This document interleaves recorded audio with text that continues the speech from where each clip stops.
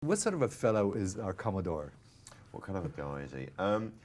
Well, misunderstood, I like to think. Heart of gold. No, he's by necessity a figure of authority who has his authority repeatedly undermined, and who then, through the course of events, finds himself, because of his emotional attachment to Kira's character, in a position where, he's meant to appear strong and invulnerable, and he's really vulnerable and in public, and that's pretty difficult for him to deal with, especially if you're dressed up like that. So yeah, that's the kind of guy he is.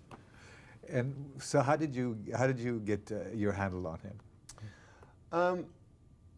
Principally, I think by trying to slightly confound that sort of sneering Brit villain stereotype. I mean, obviously I'm helped with the script, but just to not keep it all in sort of one note, because it's easy to fall into that trap with this kind of thing, because by definition, especially in my stuff with Johnny, I'm kind of the straight man in those scenes, and it's very easy to just kind of find yourself just doing the same thing all the time. But the story allows me not to do that. So in terms of getting a handle on him, it was how to plot in the fact that there's something beneath the brocade beats a heart, as opposed to a watch,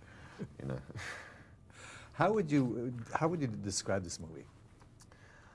I describe it as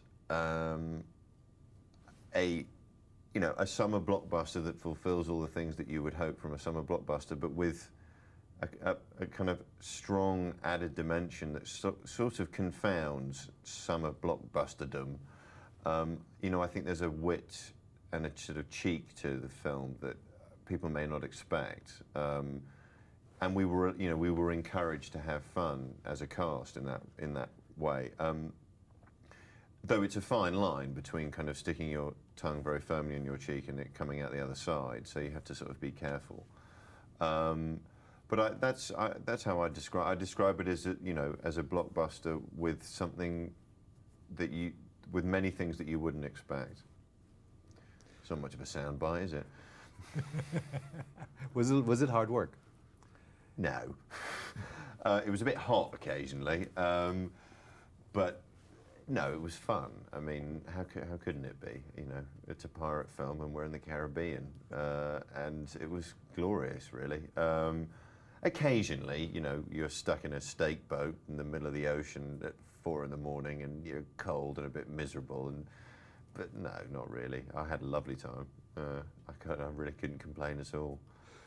Were you a fan of pirate movies when you were a kid?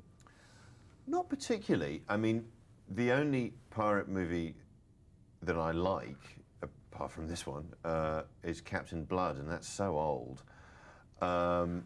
It's not, there aren't very many decent, relatively contemporary pirate films anyway, I don't think. And that was one of the reasons why I wanted to do it. I mean, Gore sold it to me on the basis of no one's made a good pirate film for 50 years, so why don't we have a go?